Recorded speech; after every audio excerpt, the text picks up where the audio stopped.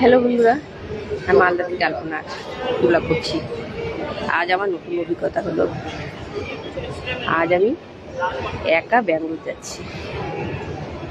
দেখুন, একাই চলে এসেছি এয়ারপোর্টে। দেখুন, আপনাদের সঙ্গে দেখাই, ক্যামেরাটা ব্যাক করি। এয়ারপোর্টে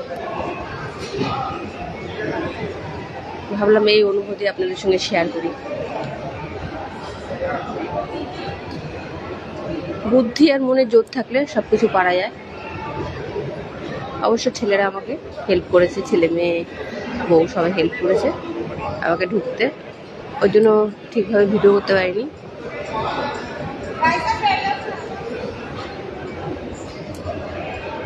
এমনি কোনো অসুবিধা হয়নি, একটু খালি ভয় ভয় লাগছিল, একা আসছি তো। আমার ফ্লাইট এখনো দেরি আছে। আর ভালো, এখন অনেক দেরি আছে, আমার 8টা 15-তে ফ্লাইট আছে। ভালো, এখান থেকে দাঁড়িয়ে একটু আপনাদের সঙ্গে শেয়ার করি আমি কোথায় যাচ্ছি। এইভাবে প্লেনগুলো আসে, দাঁড়ায়, দেখুন কি সুন্দর সিঁড়ি লাগিয়ে যায়। এই জিনিসগুলো কত সুন্দর, এগুলো দেখিনি, আজকে আমি দেখতে পেলাম। এর আগে দুবার যখন এসেছি দেখতে পাইনি, এবার দেখতে পাচ্ছি যে এইভাবে সব লেগে যায়, এইভাবে নেমে যায় সবাই, আমার লোকজন এখান থেকে। সিঁড়িটা দেখেছি, সিঁড়িটাতে যেহেতু উঠেছি।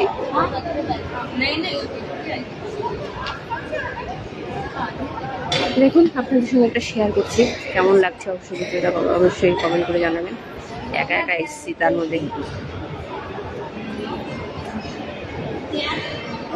খুব ভয় লাগছিল আসতে পারবো কিনা, কিন্তু এখন আমি ভয়কে জয় করে নিয়েছি।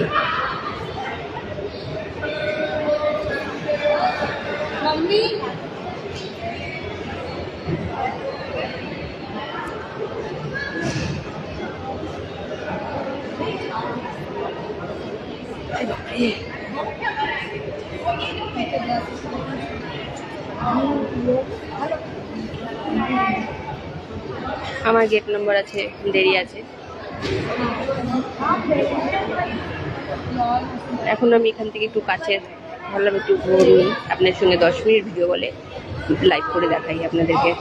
কেমন লাগছে অবশ্যই কমেন্ট করে জানাবেন। আমি একা যাচ্ছি, যাত্রা করছি একা, কোনোদিন যাইনি, ফার্স্ট টাইম একা যাচ্ছি। এর আগে দুবার মেয়ের সঙ্গেই যাওয়া আসা করেছি, এটা ফার্স্ট টাইম। কাল আমি এসেছি মালদা থেকে, মেয়ের কাছে ছিলাম সারাদিন, মানাজ সকালে নেমে। এখন আমি আবার রাতে 8টা 15 ফ্লাইট ধরে ব্যাঙ্গালোর যাচ্ছি। আজ রাতেই ব্যাঙ্গালোর পৌঁছে যাবো। যেমন যেমন যাবো আপনাদের সঙ্গে অবশ্যই